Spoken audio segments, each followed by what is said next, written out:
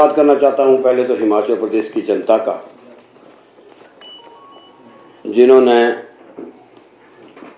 अभी नगर निकाय के चुनाव जो संपन्न हुए हैं और उसमें मैं मुबारकबाद भी देना चाहता हूं हिमाचल प्रदेश के यशस्वी मुख्यमंत्री ठाकुर सुखविंदर सिंह सुक्खू जी को। पिछले 3.25 साल से जो हिमाचल प्रदेश में हिमाचल की 75 लाख जनता की बदौलत जो है उन्होंने कांग्रेस पार्टी को नेतृत्व दिया और जिसका नेतृत्व माननीय मुख्यमंत्री महोदय कर रहे हैं। और बात करूं मैं पूरे प्रदेश के चुनावों के विश्लेषण की, जहां मुख्यमंत्री जी ने सत्ता संभाली, ये मैंडेट वो मैंडेट है। विधानसभा के 4-5 सत्र भी हुए, कई प्रश्न जो है नगर निकाय चुनावों को लेकर और पंचायती राज चुनावों को लेकर जो है बड़े प्रश्न विपक्ष की तरफ से आए, लेकिन सर्वोपरि वही है जो जनता निर्णय लेगी लोकतांत्रिक प्रणाली में। और मुख्यमंत्री जी पहले कहते थे कि 31 मई से पहले सरकार यही कहती थी हम चुनाव करवाएंगे, और मुख्यमंत्री की उसी बयान पे 31 मई से पहले जो है हिमाचल प्रदेश में चाहे नगर निकाय हैं चाहे वो पंचायती राज चुनाव हैं वो संपन्न हो रहे हैं। पहले फेज में जो है वो चुनाव हुए और जैसे ही हमने माननीय मुख्यमंत्री महोदय ने सत्ता संभाली थी, वो कहते थे मैं सत्ता के लिए सत्ता में नहीं आया हूँ, व्यवस्था को परिवर्तन करने के लिए आया हूँ। कई प्रकार की टिप्पणियां विपक्ष द्वारा भी की जाती हैं, खास को व्यवस्था परिवर्तन के लिए, जहां उन्होंने कोशिश की प्रदेश की, मैं कहता हूं पहले ओपीएस का बहुत बड़ा निर्णय माननीय मुख्यमंत्री महोदय ने लिया, जिन बातों को लेकर लोगों ने, क्योंकि हमारे पास और कोई तरीका नहीं है लोगों के मैंडेट को नापने का, और चाहे वो हमारा ओल्ड पेंशन स्कीम थी, चाहे हमारा वो वाटर सेस था, चाहे वो वाइल्ड फ्लावर हॉल का मैं कहता हूँ 480 करोड़ रुपया था, चाहे मैं कहता हूँ हर केस जब मुख्यमंत्री जी ने नेतृत्व संभाला था, हर केस हर डिपार्टमेंट का डे टू डे जो है वो दिल्ली की सुप्रीम कोर्ट की एफसीए की एक कमेटी बनी हुई थी, उस कमेटी में जाता था। माननीय मुख्यमंत्री महोदय के नेतृत्व में एडवोकेट जनरल के ऑफिस ने जो है उस लड़ाई को लड़ा, और वो लड़ाई भी अब एफसीए क्लियरेंस और भी जो है वो चंडीगढ़ और शिमला के बीच में होती है। इसी तरीके से जो मैंडेट आया, चाहे वो हेलीपोर्ट थी, एयरपोर्ट की एक्सपेंशन थी, और खासकर कांगड़ा चंबा का मैंडेट जो है heliport at Chamba, Rakkar, Palampur and ये चारों जो हेलीपोर्ट के जो काम हुए हैं, और खासकर एयरपोर्ट की एक्सपेंशन और पर्यटन की दृष्टि से जो है जिला कांगड़ा को जो है उन्होंने राजधानी के रूप में रखा। जो हमारा जो है 680 करोड़ रुपए का आया, इसी तरीके से जिप लाइन आई, करेरी आया, और हमारे रिलीजियस टूरिज्म, और इसके साथ साथ चाहे वो नेचुरल फार्मिंग पे माननीय मुख्यमंत्री महोदय ने गेहूं, आटा और मक्की की बात की हो, नेचुरल फार्मिंग की बात की हो, तो ये सारे जो फैसले थे, जो मुख्यमंत्री महोदय के फैसले थे, इन फैसलों पे अब एक तो विधानसभा के चुनाव होते हैं, उसके बाद लोकसभा के चुनाव होते हैं, और उन चुनावों में जो है माननीय मुख्यमंत्री महोदय ने जो हम जनता के बीच में गए। और जहाँ तक ये बात करना चाहूँगा, गारंटियों की बात भी होती है, गारंटियाँ नापना विधानसभा के हम पक्ष विपक्ष चर्चा करता है, फैसला हिमाचल प्रदेश की जनता ने लेना कि हमने काम किया या नहीं किया है। इसी तरीके से जो चुनावी गारंटियाँ थी उसमें जो नंबर 1 पे थी पुरानी पेंशन योजना, इंदिरा गांधी जो कहते थे भैया मैंडेट मिला है 15 लाख रुपया 12.5-13 साल पहले कहा गया था, 2 करोड़ बेरोजगारों को रोजगार की बात केंद्र सरकार ने कही थी, और पहला सम्माननीय प्रधानमंत्री का जो संबोधन हुआ था उन्होंने कहा था मैं प्रदेश की जनता को जो वादे हमने पूरे हिंदुस्तान में जब चुनाव प्रचार कर रहे थे 15-15 लाख रुपया 2 करोड़ बेरोजगारों को रोजगार और मैं महंगाई को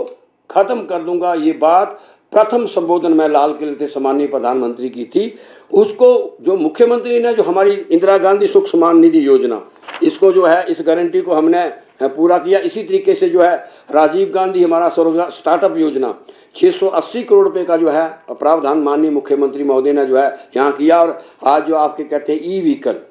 और मैं कहता हूँ जो अलग अलग विभागों में जो ई व्हीकल आए हैं, और मैं कहता हूँ पढ़े लिखे बेरोजगारों उनको 50% सब्सिडी देके जो है प्रदेश के अंदर स्वरोजगार का अवसर जो है माननीय मुख्यमंत्री महोदय को दिया है। उसके लिए मैं धन्यवाद करना चाहता हूँ। पहले की हमारी ये भी गारंटी थी, जो गारंटियों की बात इसलिए कह रहा हूँ, ये कहते थे कि हमने कौन सी गारंटियाँ पूरी की है। पहली कक्षा से जो है इंग्लिश मीडियम की जो है वो 42 विधानसभा क्षेत्र में जो है वो माननीय मुख्यमंत्री महोदय ने इसको पूरा किया है। गाय भैंस और दूध की खरीद मूल्य का देश की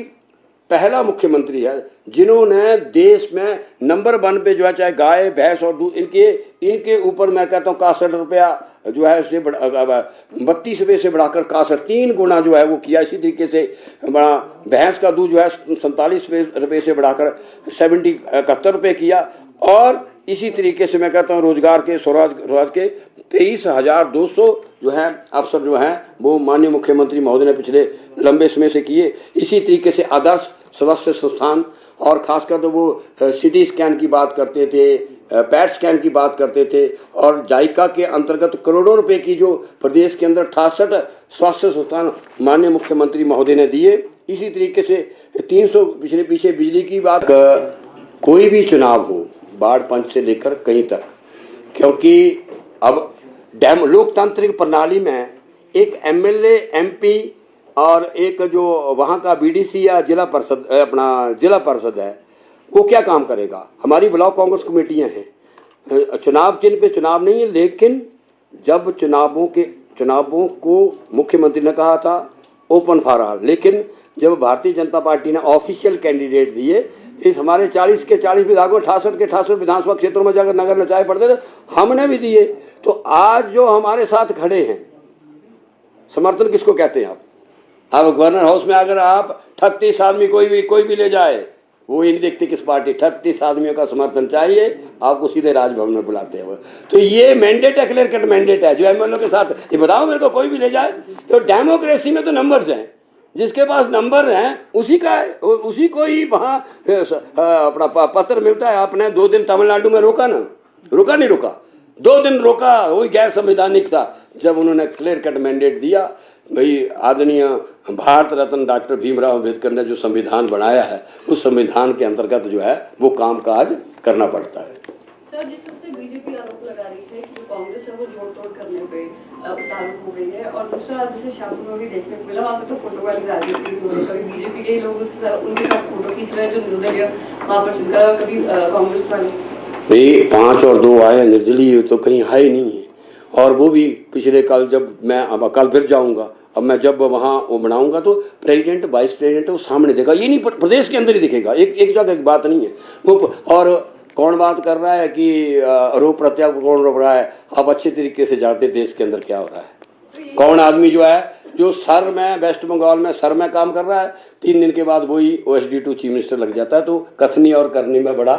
अंतर है। आप जानते हो अपॉइंटमेंट हुई है, अभी रिलीज हुई है, अभी वही आदमी सेंसिस में था, वही आदमी सर में था। अब जानते हैं पढ़ी लिखी पत्रकार तो जाए, वही आदमी पिछले 6-8 महीनों से इलेक्शन कमीशन में इन्वॉल्व था। आपने तो सीधा मैंडेट, हम जानते हैं ये इलेक्शन कमीशन जो है इंडिपेंडेंट बॉडी है, लेकिन भाई आपने तो 48 घंटे नहीं लगाए, फिर किस पार्टी में रुका? आपने तो उनको OSD लगा दिया, वही आज उस प्रदेश की सरकार चला रहे हैं। इसका मतलब मंशा क्या थी? इसलिए जो वहाँ के लोग और कांग्रेस पार्टी जो आरोप लगाती है वो सत्यापित हो गए उस नियुक्ति के बाद।